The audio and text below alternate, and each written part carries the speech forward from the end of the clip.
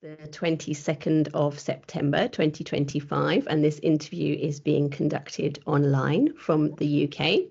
My name is Tola Sargeant. I am the CEO of Archives of IT, and I am joined today by Robert, or Bob Galliers, who is the Distinguished Professor Emeritus at Bentley University in the US and Professor Emeritus at the University of Warwick.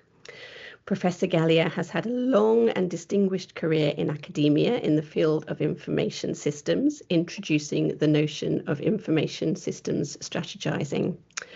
He has authored more than 250 publications, including 11 books, had his work cited some 19,000 times, and supervised around 30 PhD students during his time at London School of Economics, Warwick Business School, and Bentley University.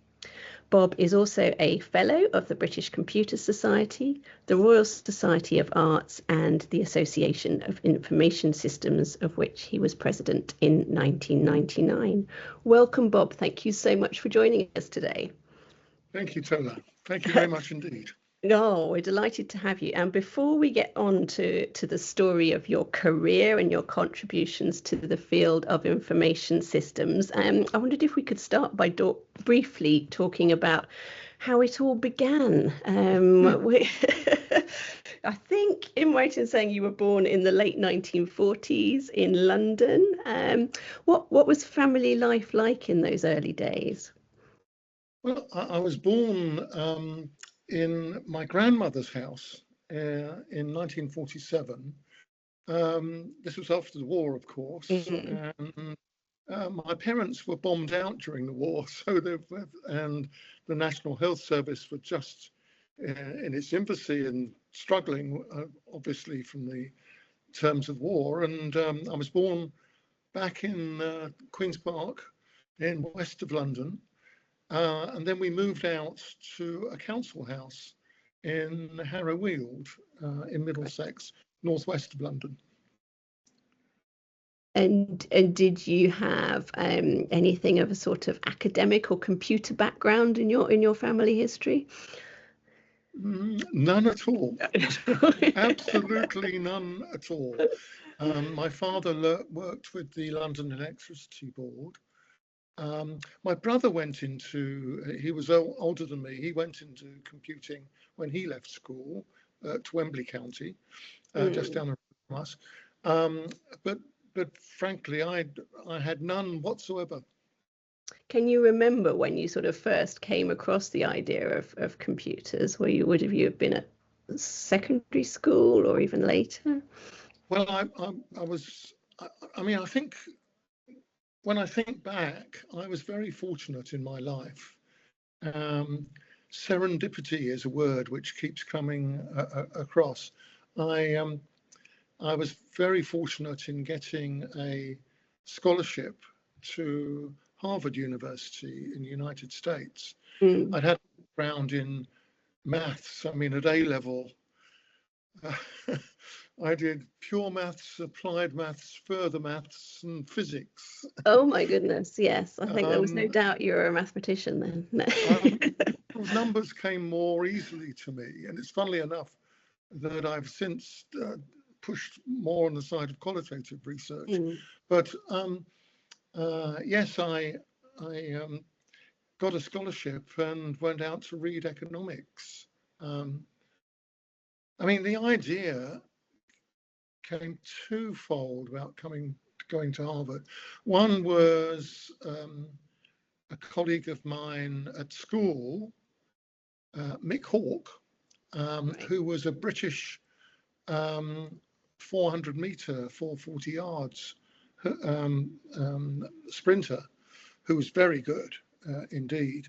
And he went out for a couple of years and then came back to Oxford to do PPE. And that gave me something of an idea, but also the idea of doing a more broad education. And I was lucky enough to get a scholarship, and off I went. That must have been quite unusual in there. I mean, in those days, particularly from a state school. Were any of your peers doing that apart from Mick? No, actually. It was I mean, the excitement. I mean, I talked about serendipity before. Here was an opportunity to go out and pursue athletics, which was, I mean, that was another piece of serendipity. If we got time, I'll Yeah. mention. I was a well-known typographical problem. They put me down. I used to be quite tall. I am quite tall, 6'2" or so, and I used to high jump. And I was a well-known typing error, and they put me down for from sort of HJ, LJ, and I ended up being the Harrow team as a result of winning the Harrow Borough Championships. Went on to, I think I won by a quarter of an inch and ended up representing Middlesex, having been a typographical error. So what you should have been doing the high jump and you were doing the long jump. Long jump instead. Yeah. Yeah. And I found that long jump was much better for me than high jump, and I ended up as captain of Middlesex actually about 3 or 4 years later.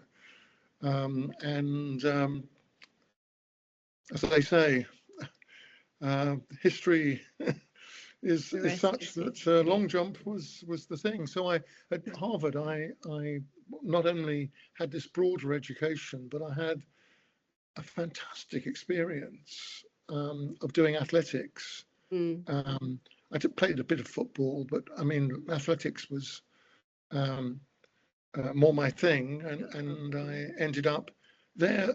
They have a lot of dual meets, so Harvard against Princeton, Harvard against Yale, etc.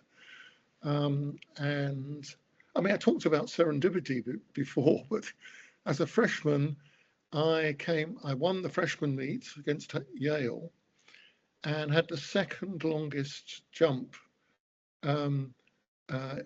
beating even the second person who represented Yale for the in the varsity meet.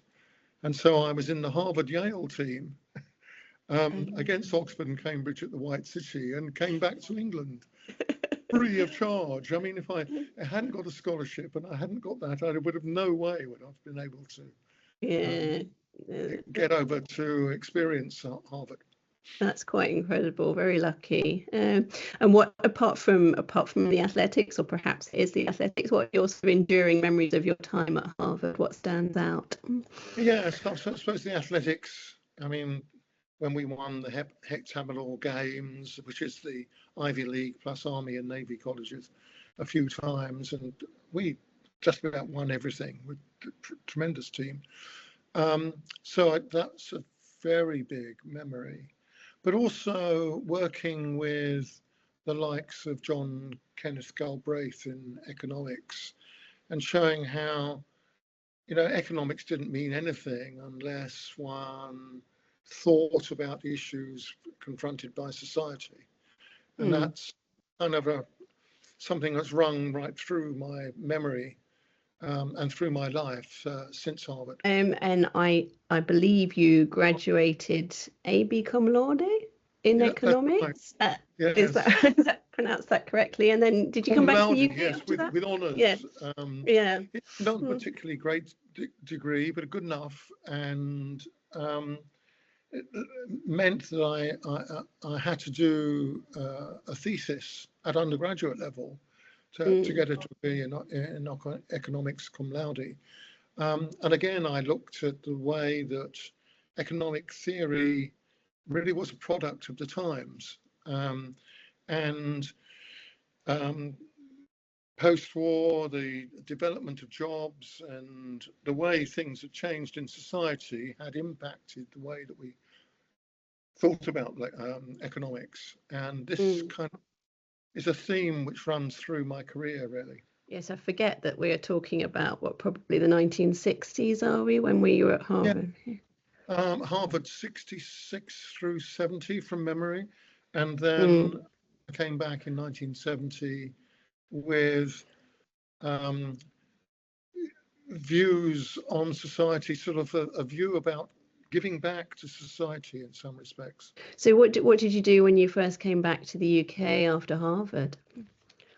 Well, I wondered what to do, and I mean, I enjoyed my time at Harvard and economics and moving away from mathematics and physics and so on, and getting a sense of society. So I worked with, let me see, 4 years at London Borough's Training Committee for Social Services. This was short courses for social workers, childcare officers, health visitors, etc. And for all of the London boroughs. And that got me interested in the way that continuing education could help. This was post professional qualification, part of the social workers and the health visitors and so on. So this, in talking to both the providers of the courses and the people that came on the courses, gave me a real view about what life was like in London, some years after the war, but still recovering from the war. still pushing them off. Parents had been bombed out during the war, and that's why I was born in my grandmother's home. Oh, okay. And we didn't actually talk much about your sort of primary and secondary education in the UK. Should we just pop back to that? Do you have any sort of lasting memories of how that sort of shaped your life going forwards? Did you go to a grammar school? Is that correct? Yes, I went to a grammar school and did the A levels as we talked about. And I was lucky enough to get into long jump. I suppose those are the major memories, because I got most pleasure from things I was doing outside of school, and school, you know, to get on with it. And my parents were very keen. Mum was, in those days, called a housewife. In other words, stayed at home, looked after my brother and myself. And my dad went out to work with the London Electricity Board. He was known as Galliers of the salaries. So that was his. So I saw he used to play football. In fact, he played reserves for Queen's Park Rangers, which is as an amateur. You wouldn't have these days. And being born in Queen's Park, he expected me to support Queen's Park Rangers. In fact, I went along further north from Harrow to Watford, and typical third round of the FA Cup, the Football Association Cup, the fourth division Watford won against the first division Birmingham City 2-1. I was hooked from there. Alongside other people like Elton John, who was chairman of the Watford Football Club for a long time, at that time, 15 years ago. Yeah. So let's get back then to after Harvard and your work in social work. What did you do after that? You went back to study again after I did. It was from London Borough's Training Committee. I went out to work for Wandsworth, which was much more cutting edge, in the Battersea area, with plans, and then the computing started to come into play a lot more. With looking at the data, it was quite clear when I first went, they were talking about an east-west divide and splitting Battersea into two, given that it was not what Battersea is today. It was very, very depressed. And it was clearly north-south division. South was fairly well off, didn't need quite so many services, and north was much more required. And then, I'm afraid, there was a national election And instead of going from 5 to 6 officers, they'd indicated they'd go from 5 to 3. And I thought, goodness me, how can one administer this kind of situation when clearly the demands were so high? And it was then that I went to Lancaster University to study soft systems methodology with the likes of Peter Checkland, who wrote a couple of books on that subject. So there I was, leaving behind social services and ending up doing a master's course in Lancaster. Yeah, can you remember why you decided to do that? Was there anything particular about that course, or did it just appeal to you at the time, that topic? Yeah, it appealed to me, but just the thought of getting out of social work administration and overseeing the demise of social work administration, I think, led me to the North. And then I really appreciated. It was a 1-year course. First 7 months or so was spent in the classroom, and then the final 5 years, 5 months was spent in applying those ideas in practice.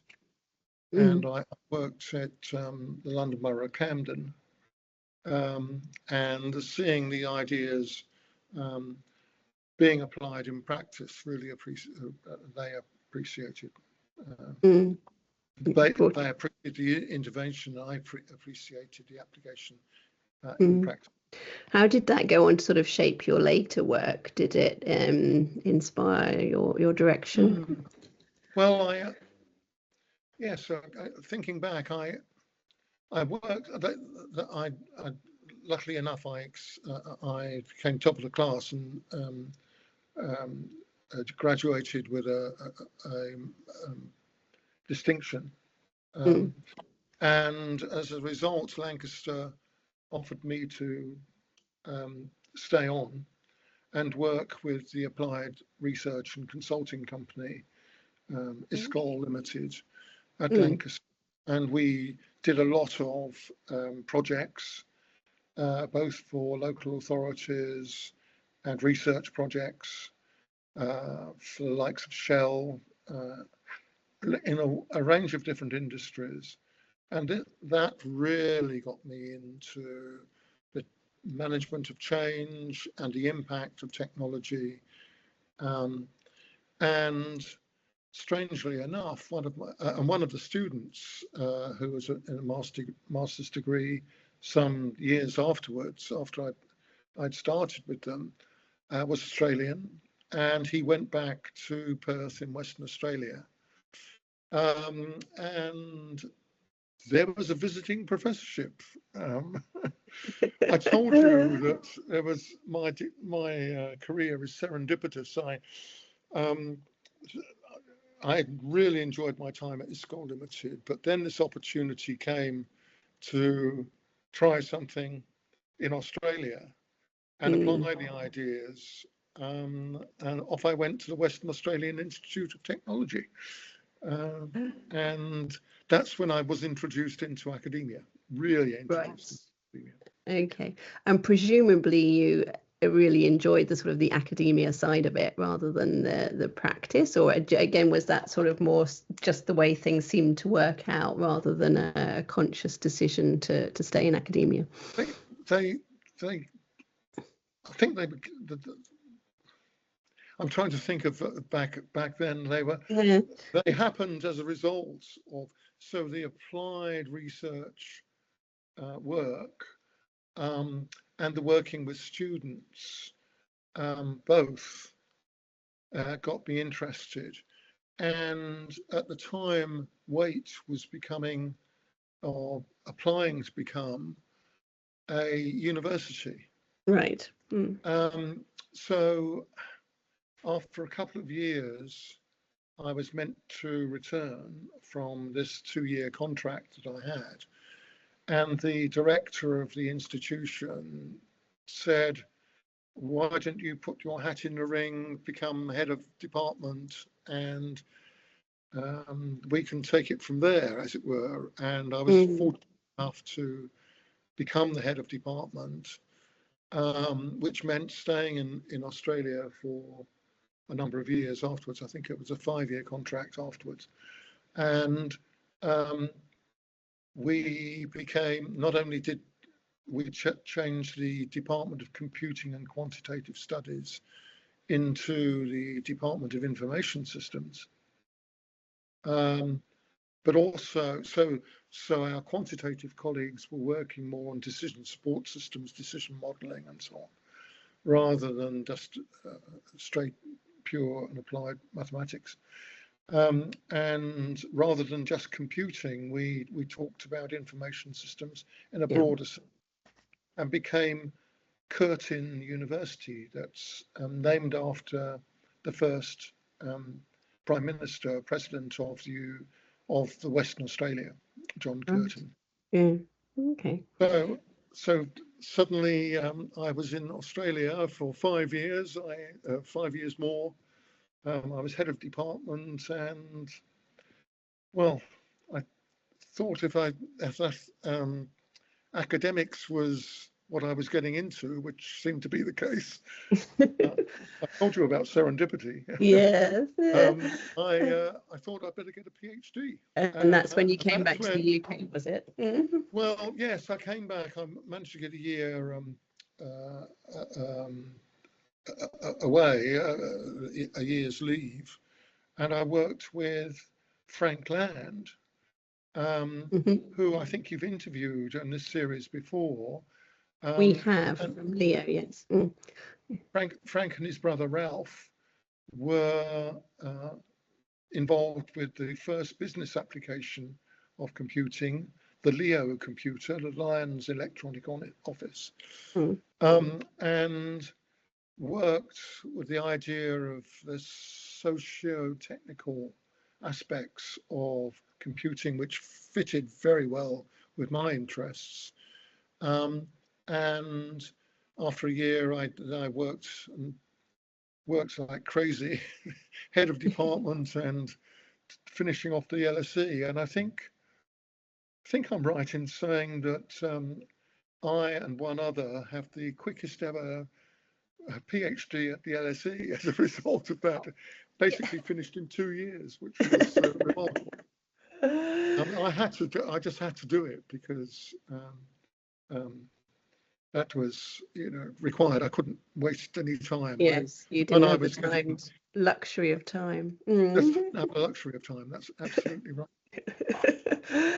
And would you say that was, excuse me, in sort of the launch pad for the rest of your career, that beginning to study that and head in that direction?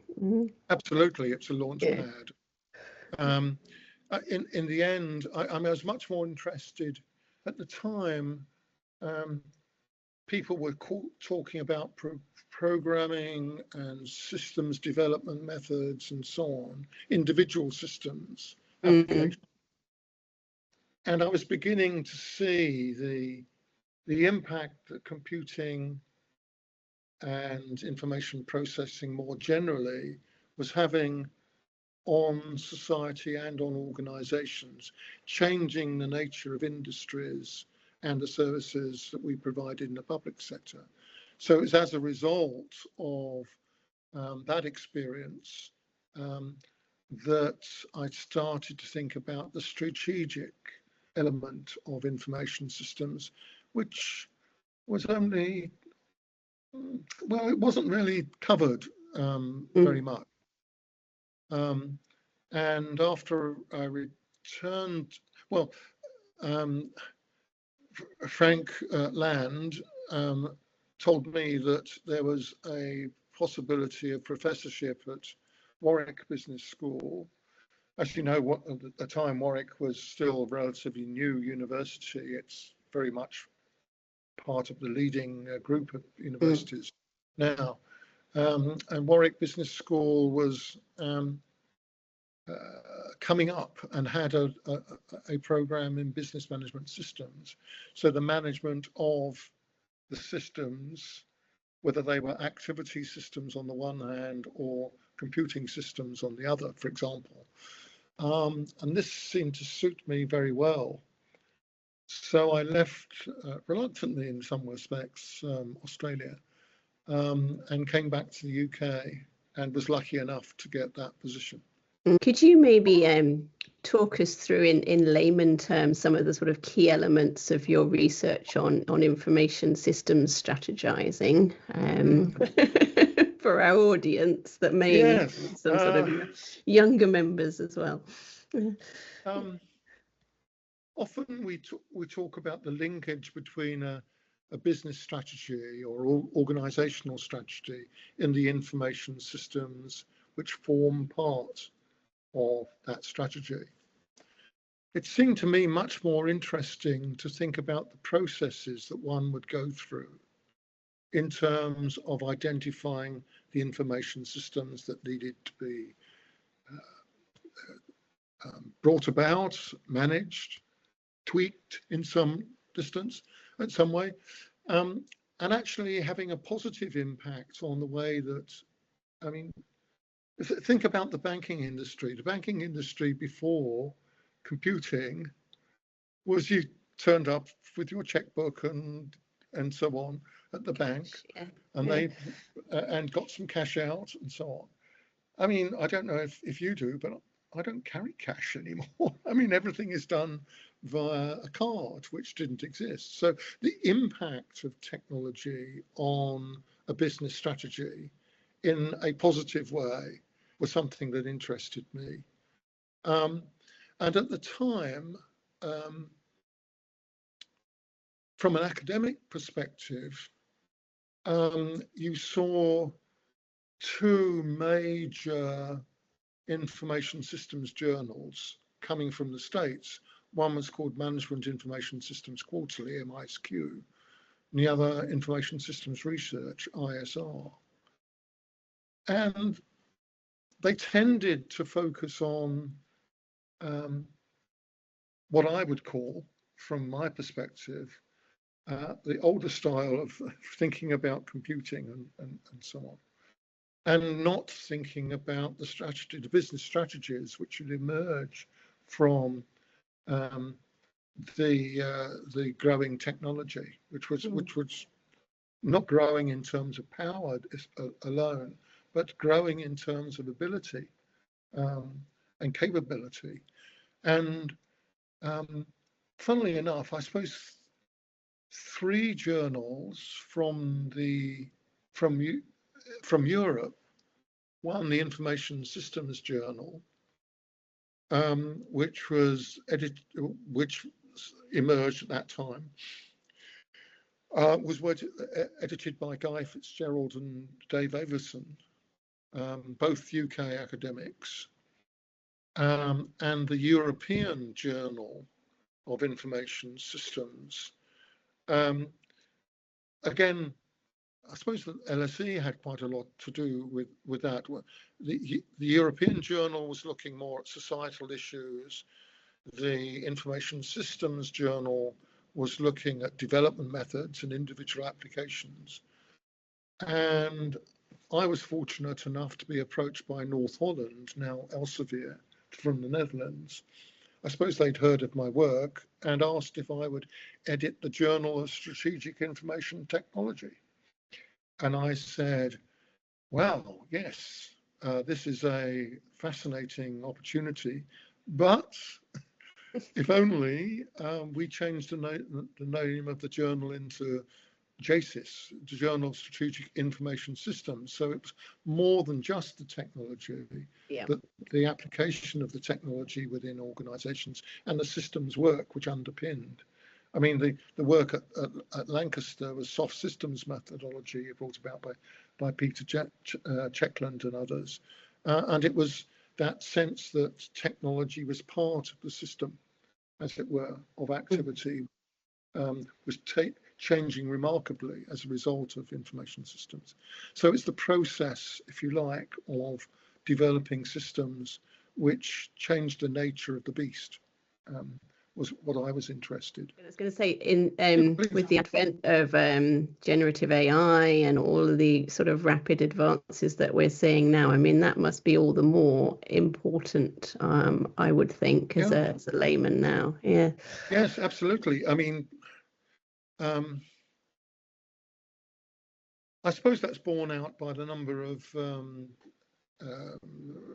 citations, references to the journal which exists now. You think about MISQ and ISR and JSIS and ISJ and Aegis. They're probably impact factor of 6 to 8 or so. And the last time I looked, this may be outdated, JSIS was about 11. I mean, so the impact of information technology on society more generally and organizations as well as individuals. You think of the jobs that are available in the information systems industry are not just about programmers and systems development methodologists. They're much more. I mean, to be a head of a corporation these days, if you don't know about computing, then it's a board level issue. Job in the first place. JSIS, you were talking about, Bob. What are they doing at the moment? What are the key topics for them? Well, I think I mentioned the impact factor, the number of times it's cited. If I think about the papers which are most cited these days,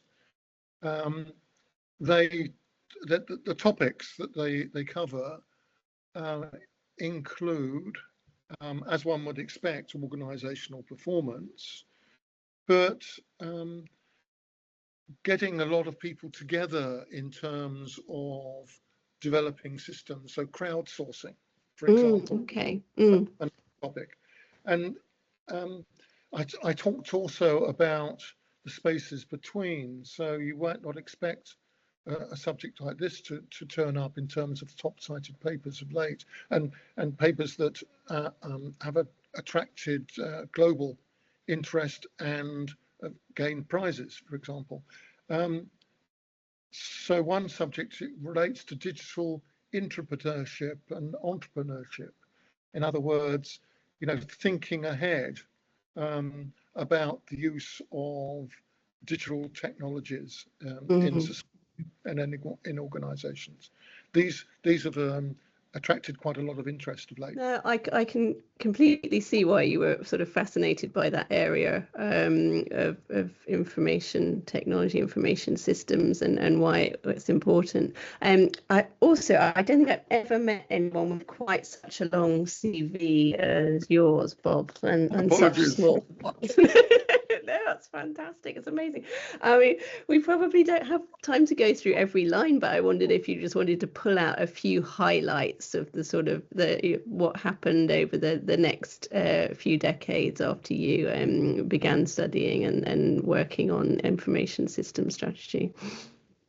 I suppose, I mean, first of all, I don't know when to retire. It's an ongoing story, isn't it? Yes, I'm. In a couple of years, I should be over 80, and I don't know about that. I suppose I've been really lucky in terms of growing up in London and moving, university in the States, and then getting an opportunity to come back to London, then Australia, and then back to the UK. When I stepped down as Dean at Warwick Business School, I was Dean for 4 or 5 years, and seeing how the business school could change, and it's been taken on by others since then. And then having an opportunity. So when I stood down, I spent a year in France at INSEAD, and then having the opportunity to go back to Massachusetts and work in Bentley, and seeing that change from Bentley College to Bentley University. I mean, all those changes taking place. Yes. Yeah. And then when I came, after I'd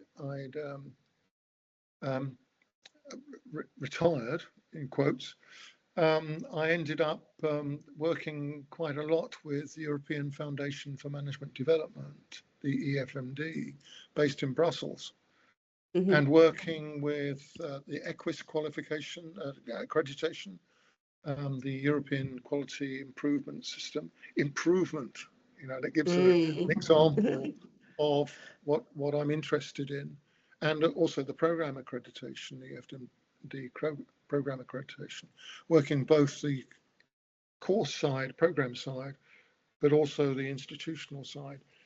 In fact, I've just a couple of days ago came back from Budapest, helping an institution in Hungary, and I've had an opportunity to work with a range of institutions and a range of people who have now got professorial roles, for example, in Estonia, in Romania. I mean, just seeing how America, Australia, seeing how people have developed themselves individually, but also organizations develop. And I'm about next month to go to Finland, to Turku University, the original capital of Finland before Helsinki, with a view to my last advisory board meeting there. And I suppose that if I summed up my career, it would be, since the days of social work, has been about the development of institutions and the increasing focus on information systems and the impacts that technology can have on organizations and society more generally. Just this recent announcement about in government circles about the artificial intelligence, which is having an impact on organizations generally, but ensuring that Britain stays amongst the leaders of that field is really important.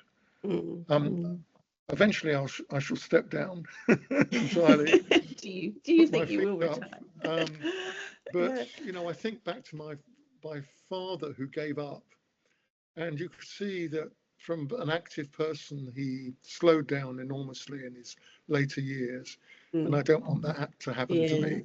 Yeah, no, a lot of people say that, they don't want to stop working. They enjoy it. They're still, still making a contribution.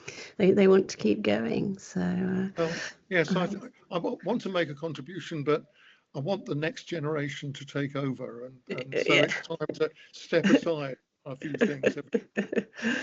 Yeah, I mean, you mentioned the next generation. I think you said you'd supervised around 30 PhD students over your time. Did you find that particularly rewarding aspect of your role? Absolutely. I mean, I had these senior management positions, but I think if I hadn't kept my supervision of PhD students, so it started with supervising a master's student at Lancaster leading to Australia. I mean, I didn't do it for that purpose, but serendipity again led to me to Australia. The fact that I was working,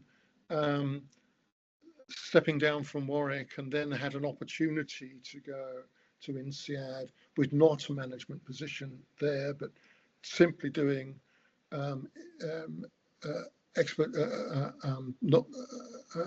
research with, for example, Dorothy Leitner, who is now a professor at Texas in the United States. I mentioned, I think one of my students is a professor at Portland State University in Oregon. Then I mentioned two friends of mine who were previous PhD students who are in different parts of the world now. So being part of that experience and seeing their careers develop has been tremendous, and it kept me active myself. Yeah. And seeing, just being on PhD committees and seeing students, not my supervisees, but seeing others get through the PhD process and move on, to have families, to have careers in information systems in universities all over the world has been tremendous. It's kept me alive. Keep you young, yeah. Yeah. This is a difficult question. If you were sort of starting out again now, in academia, perhaps, what would be exciting you? What would you want to be studying or looking at if you had your time again? Yeah. That is a difficult question. I mean, one, I don't want. In some respects, I won't answer it by saying what I'm about to say. And second, I'll see if I can answer it. First of all, I wouldn't change anything for the world in terms of my career. I've been so lucky, so fortunate in being part of a movement in information systems which has brought about such radical change. So I wouldn't change a thing as far as my career is concerned. If I was starting out now, I think I would still be interested in the strategic impacts. I would be a little bit concerned about, total embracing of the technology, or saying that AI is the future. Yeah. Rubbish in, rubbish out. Absolutely. I still think in terms of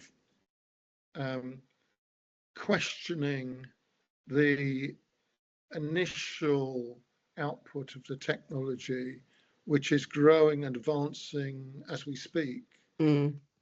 So keeping up to date on the one hand, but always questioning what is going on.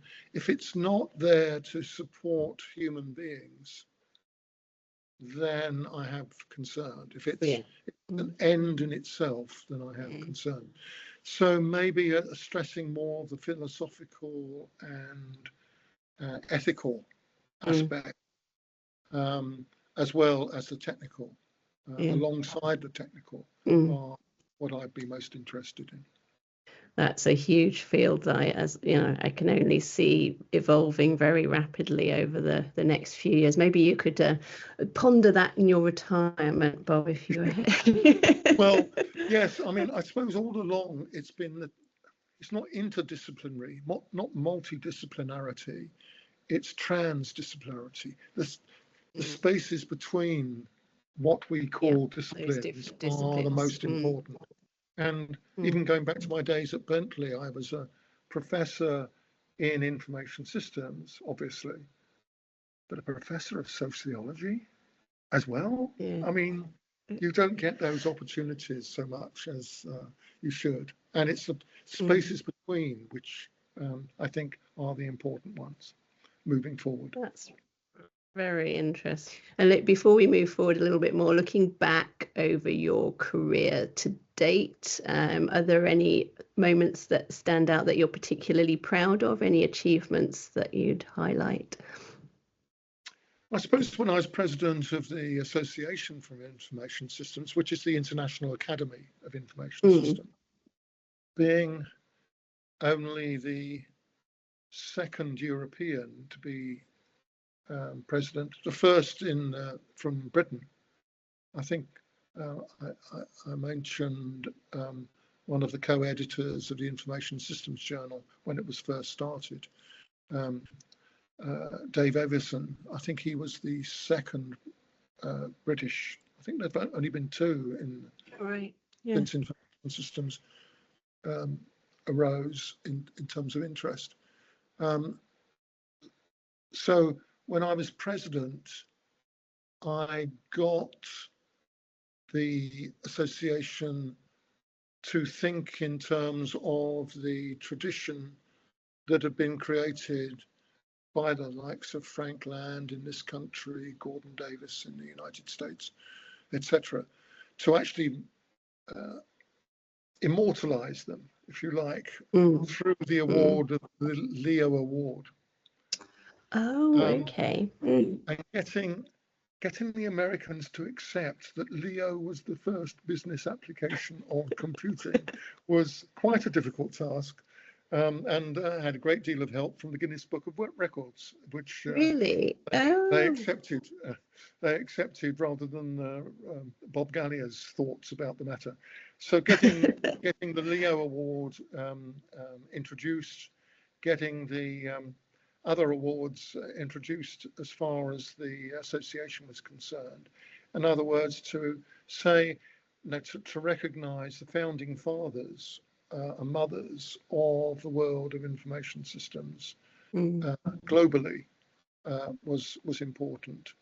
And then now we have a 3-year, so a president is only elected for a single year, but it's the Americas, the European and Africa, and the Asia Pacific, and then back to America. Okay. So it's that continuing understanding that this is an international, a global thing which we have to protect the globality of information systems, and that's represented amongst the community. I mean, I think in terms of JSIS, Elsevier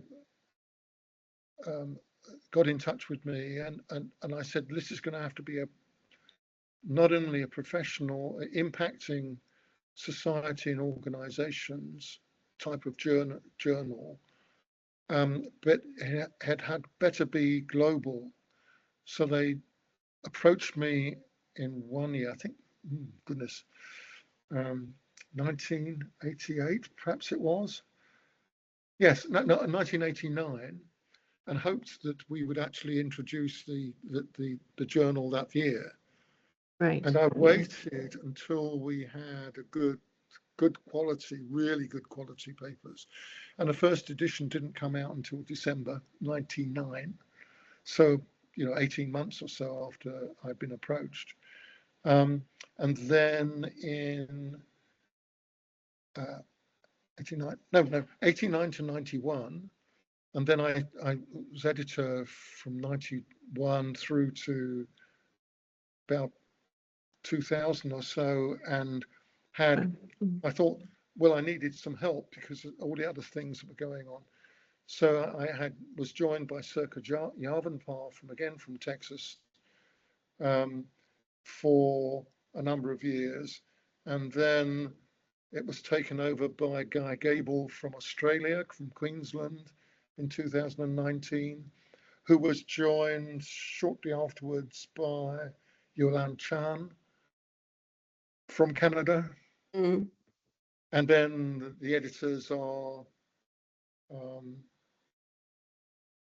what editors now? Aubert and Sabawal from Canada and United States. So just think about it: UK, US, Australia, Canada.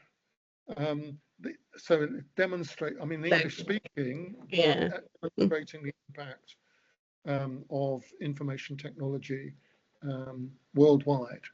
I think that's important. Yeah, fantastic. And one last question, if I may. What advice would you give a young person starting out in their career in the tech sector today? I mean, maybe even as a school child, what lessons have you learned that you think you wish you'd known when you were starting out? Yes, I mean, I really didn't start out until I was 30 odd because of the social work and economics background. And you think about soft systems methodology and so on. So it was the idea that the world is a big place and you can focus all you'd like on, for example, on the technology. Let's say you're thinking about artificial intelligence. If you don't have that broader vision of society and keep in mind the human condition throughout, I think you miss out on something. So beware, be ready for all the changes which are taking place and will take place, some of which I don't know. To even imagine. Yeah.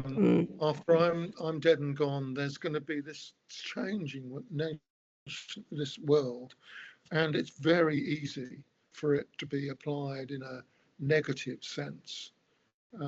And think in terms of the positivity associated and have a critical view about the technology as we move forward. Always that self-reflection, I think, is the way that we might not only survive but progress further. Prosper. Prosper. Yeah. Stay curious, prosper. Stay curious, absolutely. That's fantastic, Bob. Thank you very much indeed. Is there anything that we haven't touched upon that you'd like to just highlight quickly? Oh, goodness, I think we've touched an awful lot in this short period of time. I'm sure I've forgotten things. My memory isn't what it used to be, but I hopefully have given a sense of how things might have changed and will continue to change. Absolutely, you have, Bob. Thank you so much indeed. Really appreciate you joining us today.